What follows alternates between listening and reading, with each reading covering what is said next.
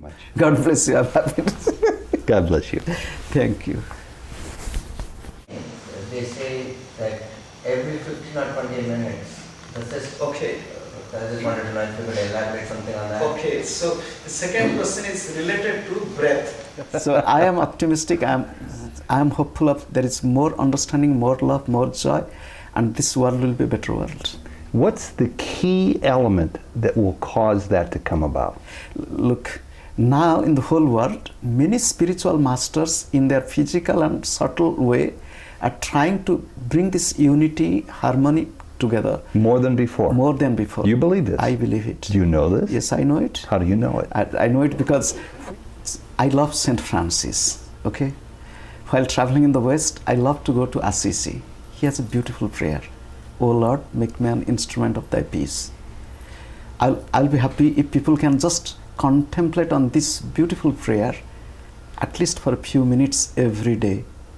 It will help us a lot. This video that we're recording your interview on right now, I have no doubt will be seen by people who know very little, perhaps nothing about Kriya Yoga, but who might become very interested. So let's talk about this a little further. Can anybody learn it? Anybody can learn it. And is it a process that requires a well-trained spiritual mind to really be able to allow its teachings to go? No, the thing is, if one is eager to know, has some sincerity and little bit love for God, one can come and practice. Mm-hmm. When did Jesus come? During his time, can you tell that he didn't face any trouble or difficulties? And when Jesus said, kingdom of heaven is near, kingdom of heaven is in your hand, kingdom of heaven is within you, and in trouble, in difficulties, he also said. And when he said, why can't we? And he said not for himself, he said, go and tell everybody, kingdom of heaven is near, in your hand, within you. So thing is, we have to tune our mind, turn our mind towards God, towards love. God is love. Swami, you're a very young man. What are you going to do when you grow up? I think I've already grown up.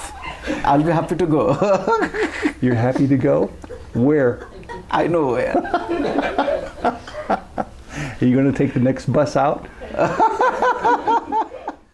He is a jolly Swami, but with a very serious message. Swami Prajnanananda from Orissa, India.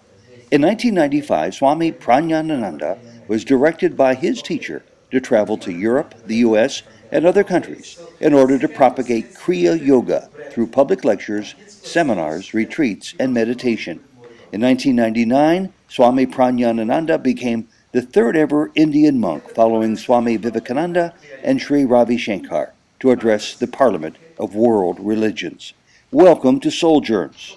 This interview was recorded in Cleveland, Ohio in November 2006. Swami Prajnanananda, good morning. Good morning. It's such a pleasure to have you here in our midst in northeastern Ohio. I'm curious to begin with, when you first realized as a young man, as an adult, or perhaps even as a small young boy, when you discovered the spiritual path? Okay. This is a difficult question, but it is a beautiful one. Why is it difficult? Difficult means it has something to tell which many people may not believe. I believed in dreams. Okay? Mm-hmm. I remember this dream as a little boy. So the dream brought a lots of change in my life. The dream was, I was a little boy. I was in the dream going to my school. On the way, a big snake came to me and coiled in my front. It did? It did, in dream. In your dream? I bowed down to the snake without any fear. And we had a beautiful conversation. And the snake told many things to me. It was really amazing with human voice. And I was listening to the snake. And then the dream disappeared, but I remembered the text of the dream even today. So it was a significant dream, and which gave a clear vision of my life a lot. So the dream had great meaning for you? I will say that.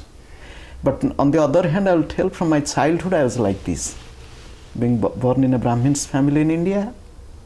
And secondly, I was so sick. I was not going out to play with my friends or brothers and sisters, most of the time I was sitting silently.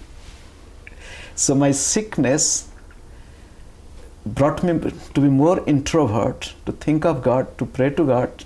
So it made me more spiritual. Let me ask you about that. Is that something that we're all directed to do, to become more introverted? It doesn't mean. The thing is not that everybody need to get that state to be introverted, but something happens in somebody's life. In my life, when I was born as a 7-month-old child, prematured in a village, not so much of medical treatment, so I had no other way to be like that. So I thought it is a grace. So I was sitting alone, looking in a family temple to the deities, listening to devotional songs by my mother, and then sitting silently, looking at the sky, looking at the birds. From that point on, were you different from the other boys in your... Even in my family, all are beautiful, but I was different from them. Mm-hmm. And what did you learn along the way that kept you on this spiritual path? Did you have more dreams or more insights or teachings? The thing is, I'll tell again, it was a grace of God in my childhood. From my childhood, I came in contact with many monks. They might be wandering monks, the begging monks, nearby monasteries, and at the same time company of my parents. And then I had many subsequent dreams. I'm a dreamer, but don't think that I just a dreamer. I saw that it came into reality. I love dreams. And then take us along that roadmap of how you then grew into becoming a young man when you started to find teachers that led you to your great teacher who we're celebrating here in Cleveland this weekend. Okay, so I'll tell you, in course of my life's journey, in my early teenage, I went to the Himalayas. I was about 15 years old, and the Himalayas not in the backyard, it was about 1,500, 1,800 miles away from our home. A long ways away. Long way, and during those days, communication was not so good. So I was in quest of getting really good spiritual guide. I was going and meeting many masters. But in course of time, I found my master as a college student. A college student? Yes, I met him when I was just 20. So a contemporary of yours, somebody perhaps even younger than yourself. About the same age? My master? Yes. No. Oh, you were a college student. You were in your 20s. Yes. Okay. I was a college student, and he was in his 70s. Mm-hmm. He was just like my grandfather. Mm-hmm. Do you remember? Of course you remember his name. Can you share his name with us? Okay, the thing is, I came to know about him as a schoolboy from the newspaper. Okay. Then I went to meet him when I had the chance. As a college student, I was 20. His name was Hariharananda. People called him as Baba, Gurudev. People called him Swami Hariharananda, Paramahamsa Prajnanananda Giri. Keep talking. So when I came to him as a college student, initially I didn't accept him that he's my guide. Mm-hmm. It took some time. He allowed me to be very close to him. I don't know what he found in me, but in course of time we accepted each other. What do you think he found in you? I don't know what he found in me, but I found a great personality, source of infinite love and wisdom.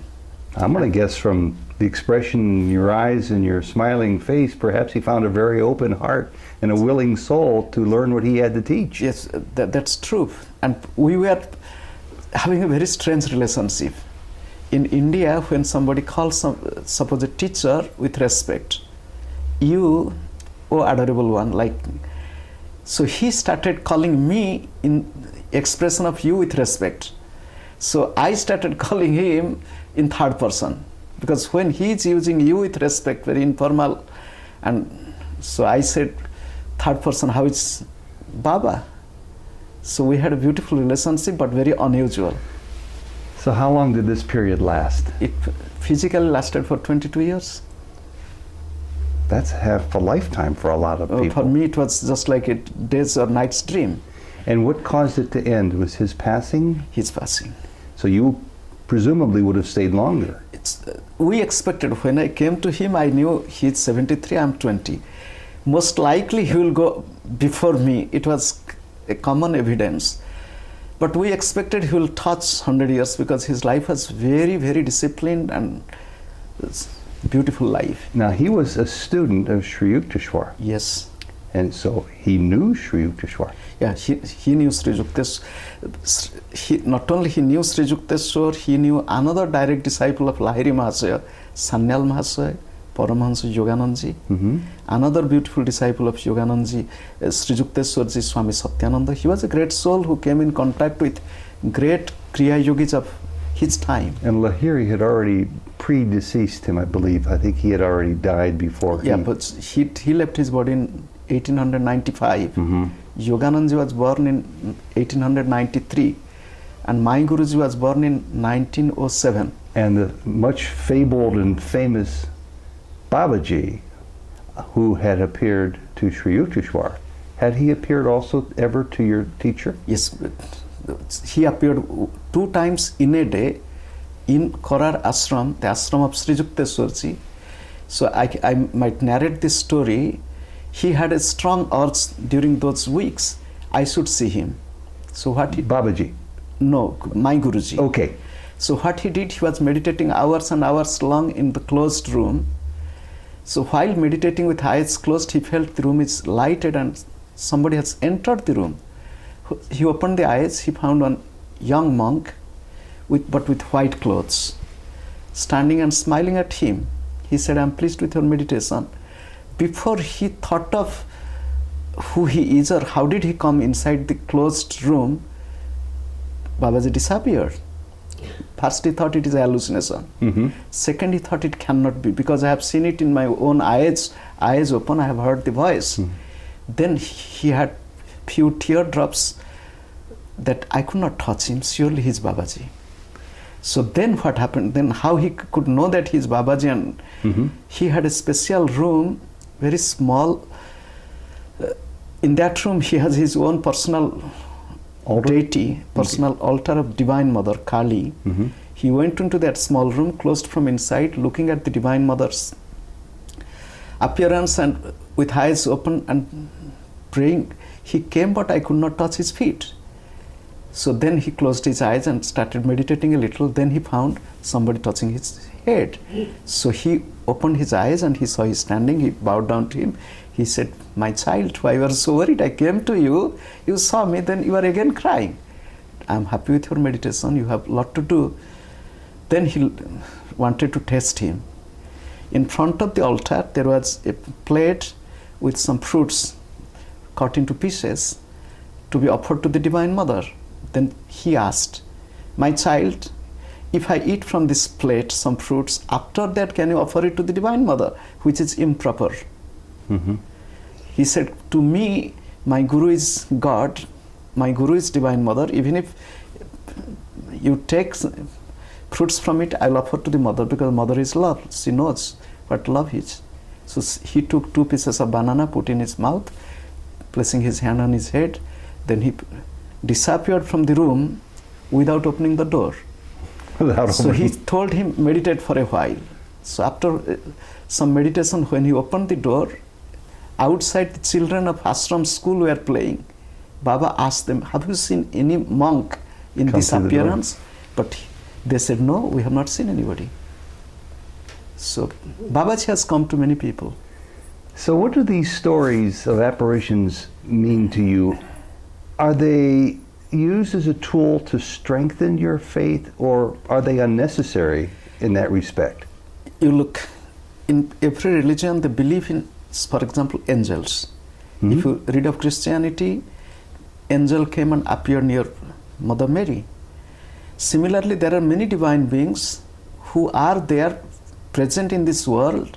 They come to us to guide us, to help us, to affirm, to confirm our faith and belief and to make us stronger, to go further.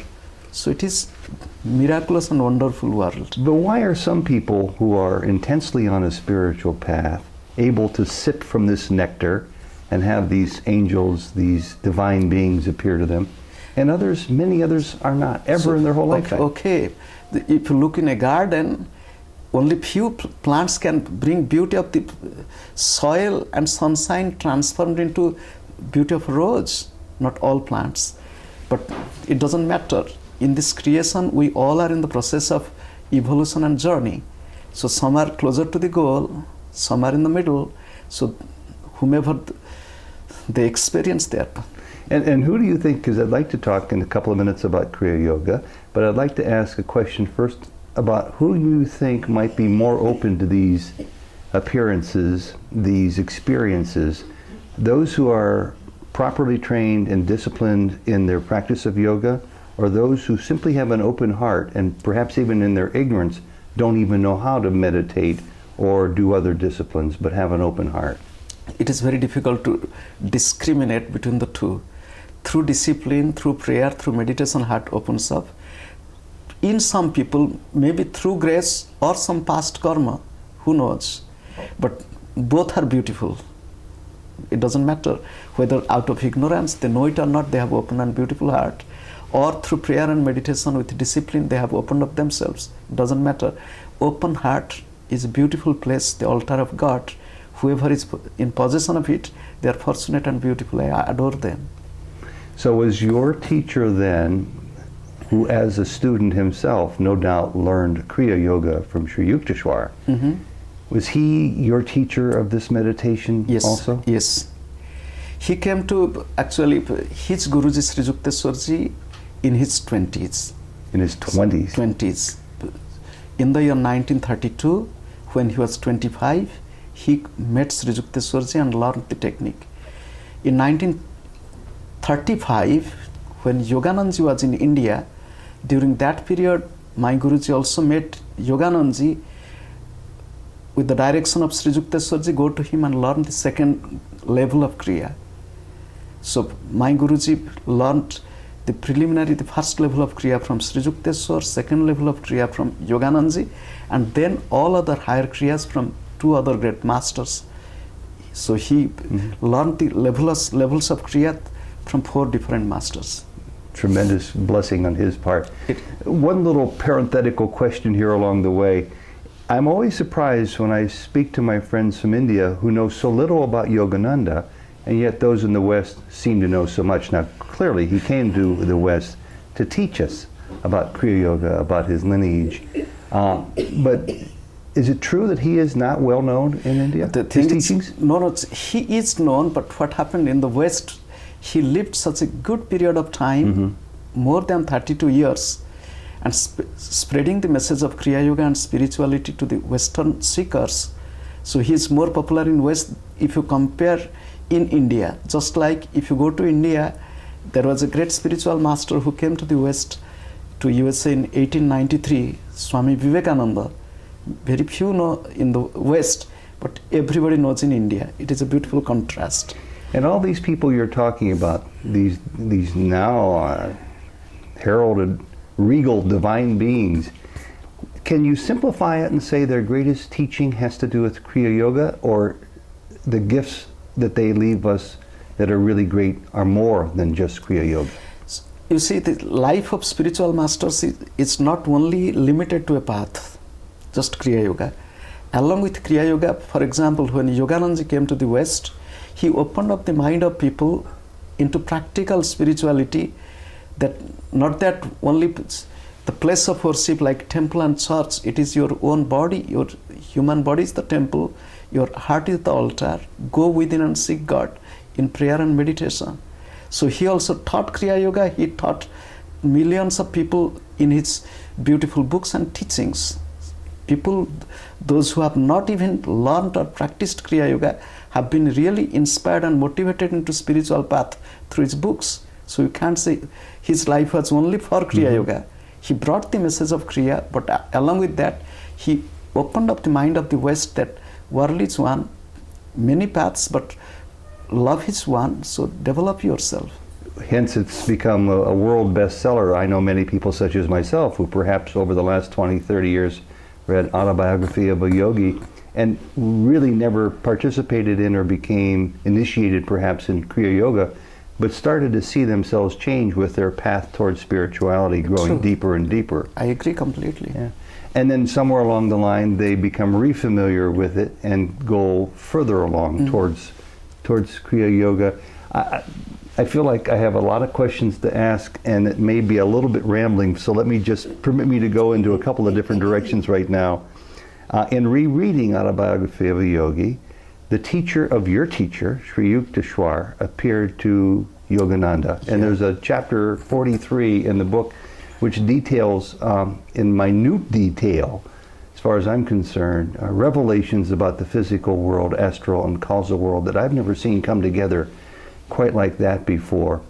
What are we to make of the continuation of life when we're raised in the West, no matter what the religion might be, that teaches us very narrowly what to expect of life beyond this life? And then we're confronted with the understanding that Yogananda learns firsthand from his teacher, after his teacher died, about the afterlife. What are we to learn from this newer, higher dimension explained by Yogananda? Okay, human life is not limited with this physical body or this physical world. For example, just analyze everyday's experience of sleep. When you go to sleep, you dream. What happens during your dream? Till now, the modern psychologists speak that dream is nothing but the play of subconscious mind, but they are limited again with the play of the mind to a narrow extent. They do not know much more beyond it. You dreamt something and same thing happening 2 days after. Can any psychologist explain how did it happen? I dreamt of this and I see this same thing happening. So we live in this world. It is not only the physical world, what we see through the eyes or hear through the ears. It is much beyond that. And human life is not from the womb to the tomb. It has a much more dimension which one should try to experience. So when Sri Yukteswarji appeared near Paramahamsa Yoganandaji in the hotel in Bombay, or Sri Yukteswarji appeared near my Guruji many times. And it wasn't just in a light body form, it was a real physical form. It's a real physical form, sitting and talking, because Yoganandaji wanted to see whether he's really, he hugged him. So the yogis, those who have crossed the veil of nature, the pool of physical body, they have mastered their mind, the other elements of life. They have that ability to come and to teach. The same thing what Jesus did. If you go back to the biblical text, many people might think, was it really true? And it is true. He really appeared, he taught, and he appeared in many places. Similarly, what Sri Yukteswarji did. And it is not only Sri Yukteswarji alone. In India, there are many yogis who have come and appeared just like sitting, talking, teaching, and going. Swami, there are many of us who accept many of the stories of miracles of Jesus, let's say, on faith. We have deep faith many times. But I have a feeling that you might know about this not just regarding your own faith, but regarding your own knowledge of it. Do you have first-hand knowledge of some of these events? If I tell yes, then you will be curious to ask me, but I have lots of experiences like this. Okay, but tell us more. I'll not tell more, but I have. Then without telling us more, tell us about how they have affected your life versus the simple faith you brought to this before these experiences entered your life. Okay, I'll tell you one thing, that in the beginning, when my master left his body, it was a big, painful moment. Very sad, probably. So for some moments, yes. But then I realized he has not left me. And how did you realize that? So it is a tricky question. I'm not going to answer you. It's not a tricky question. But he came to me. He came to you. He came to me. Now, he came to you not in a dream. No. Not in an apparition of the light body form. He came in many ways, so I'll not tell this. I am just telling that the life is not ending with the death. It has a much more journey. And while ordinary people, they are afraid of death, the spiritual people, they welcome death because with the physical death, they have more potentiality to do many things which they could not do with their physical body or limited mind. So why is there fear on earth if this is Because true? ordinary people don't know what death is. And you're telling me about this experience with your teacher, not from a position of faith, but from a position of knowledge. Yes. So do you have any fear? Knowledge, first thing, knowledge and experience. It is not just knowing. And your knowledge becomes more firm when you have direct experience. And how do people get this experience? It doesn't matter how they get it comes. And it comes to them, maybe those who are ready or willing to, or on those who might have some grace. So here you are in the West, confronted by, I'm just going to guess, 99% of us for whom we contend meditation is nearly impossible. I always say trying to quell the thoughts going on in our mind is like trying to quell the activity on a 12-lane highway. Maybe you'll get 6 lanes, but there's still 6 more lanes going back and forth. And once somebody pointed out to me, and I've been trying to meditate successfully for 25 years, once somebody pointed out to me that the most of us can quiet our mind is no more than 6 or 8 seconds, I've tested it, and it's pretty much true. So how does a person who's unused to this form of meditation that enables them to grow their experiences get from point A to point B? So the two things should be taken together. Prayer and meditation can be combined together. Yes, mind is ordinarily restless, and it is restless in most of the people we see, but that mind can be easily quietened for some time if the mind is a little bit more prayerful. And if the meditation technique is more scientific and systematic, it is easy to quieten mind and to get that tranquil state as we teach in Kriya Yoga. So you approach it as a science. Meditation is a science. And Kriya Yoga is not unlike other forms of meditation in that it's used to be a vehicle to get you into a deeper state of inner awareness, the way I understand it. And it's so effective for those who practice it. What's limited its expanding like wildfire? Okay, first thing, we live in this body. Okay, in this body, the most vital thing is your breath. Because of your breath, your physical activities, your mental activities going on. And your breath is restless, and it is not properly tuned to keep your awareness expanding continuously. So through the vehicle of breath, you can go into the source where you'll find your infinite awareness, your formless state. So through breath to go deep. 35 years ago, when I started this job I have now, in order to quell my mind and my body and my breathing, I paid $135 and learned transcendental meditation. And it worked. It was wonderful. I did it twice a day. And I thought, well, this is supposed to be secretive, and yet if this is so powerful and it's working so well with me, I want to just give it away to people. So I would tell people, as much as I thought I was capable of how to practice TM.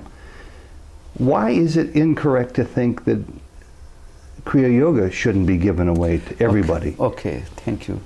Kriya Yoga is more, I'll not compare with other meditation technique, but it is a more systematic and step-by-step process.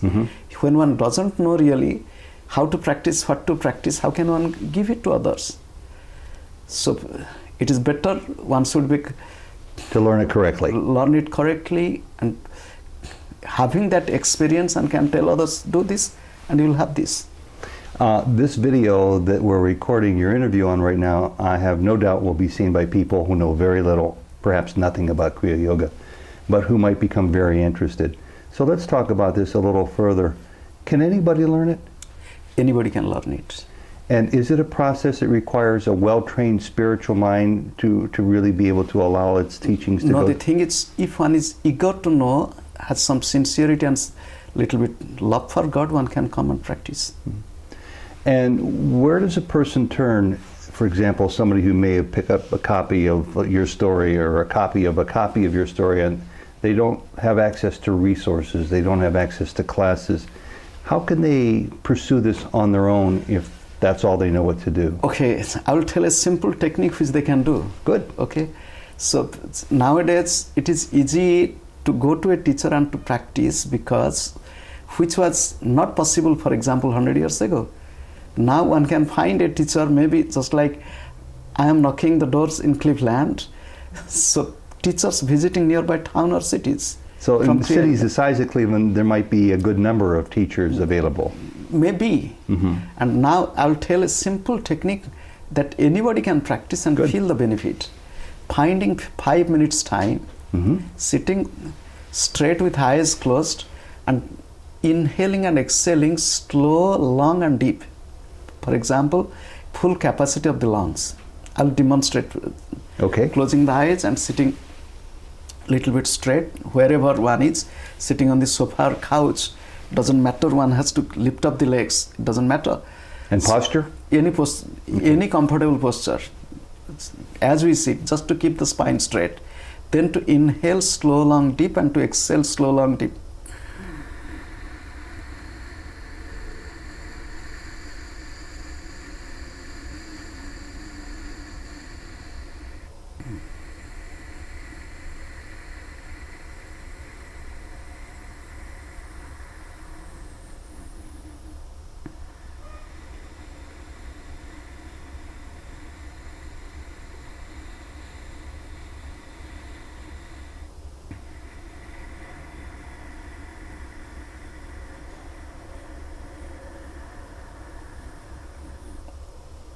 In this way, if one breathes for 4-5 minutes and sitting silently as long as one can, one will feel a great change in one's life. Just simple breathing technique, observing the flow of breath within. And so this is really part of that scientific method of altering a state of consciousness? it is the beginning. It is the beginning. It is the beginning. It sort of changes the oxygen content of your blood because of your... Yes, your rate of respiration changes, your quality of blood changes, and your body gets more oxygen. Oxygen is the nutrition of the brain. The brain consumes more than 20 to 25% of your total oxygen as you take, and ordinary breath that we take cannot provide enough oxygen to the body. That's why we are tired and exhausted. If our body is tired, mind is exhausted and restless, how can we receive much more which is beyond this physical world? I really thank you for this so far, because I think it's of huge value to people who are really new to meditation, if not to the field of spirituality. My wife and I think, see ourselves correctly as sort of being bridge people, because we're interested. We're not experts. I'm not an expert in any part of my spiritual growth, but I'm interested in seeing it developed. And if I can help share teachings with other people who come from that same area of interest but limited experience, perhaps they can grow too. And I have a feeling what you just taught us can be very helpful to people who don't know how to go beyond this right now until they find a teacher for Kriya Yoga. That's okay. If people have desire, I met a person, he was a direct disciple of Yoganandaji, and he also teaches Kriya Yoga. He was living in Ohio, somewhere nearby. Here in Ohio? In Ohio. When he was young, I'm telling, in 1930s. So he wanted to go find, and he found it. So if the desire is really strong, one can do it. And really, this meditation technique like Kriya Yoga, it is so scientific, practical. It has no bad effect on body and mind. Even the little technique which I taught, if anybody practices this every day, maybe 5 minutes in the morning, 5 minutes in the evening, will bring so much of change in life. It has nothing to do with any religion or one's own way of life. Just to practice. There are several of us who believe in the notion that there are many leelas around this going on here in northern Ohio right now. Divine plays. We see your teacher's name popping up, your visit, stories from Yogananda. And tell me a little bit about the synchronicity that a lot of people use to describe this phenomenon. When there seems to be a surge in interest in a place like Cleveland, Ohio, in what you bring to teach us over and over again, do you see it spreading at a faster rate as people start to link a basic meditation technique that you just instructed us about, and they'll go to reading and develop friends who share the same interests? Okay, the world is changing. The world is changing. The world is changing. You put it so simply and so well. Thank you. So this change is in a positive way. And this change is more in spiritual and inner awareness level, And really people are getting more closer to love, divinity, peace and harmony. When I travel all over the world, I see this change everywhere. Well, I report the news for a living, and much of it's bad news. How do you see the world The changing? thing is, unfortunately, our media or newspaper, they highlight negative things more than the positive things. And both things going on. Just like on this earth, in north now it is fall and winter is coming. If you go to southern hemisphere, to South America, Australia, beautiful spring is coming. Similarly, if we just highlight cold winter, but on the other part of the globe there is beautiful spring. Similarly, in the whole world, yes, there are some negative effect of war or fear, terrorism, but there is more spread of love, peace and harmony. And it is affecting or influencing human life in such a positive and practical way, because I travel, I see. Well, this is the year 2006, we're almost to 2007. What do you see changing in the next 5 years? Next 5 years, you want to maybe to a fortune teller or a forecast? Yes. The future forecast, I am optimistic. People call me as mystic, but I say You're optimistic. so I am optimistic. I am hopeful of there is more understanding, more love, more joy, and this world will be a better world. What's the key element that will cause that to come about? Look, now in the whole world, many spiritual masters in their physical and subtle way are trying to bring this unity, harmony together. More than before? More than before. You believe this? I believe it. Do you know this? Yes, I know it. How do you know it? I know it because, which was 20 years ago, when I think of to find a master was difficult for me.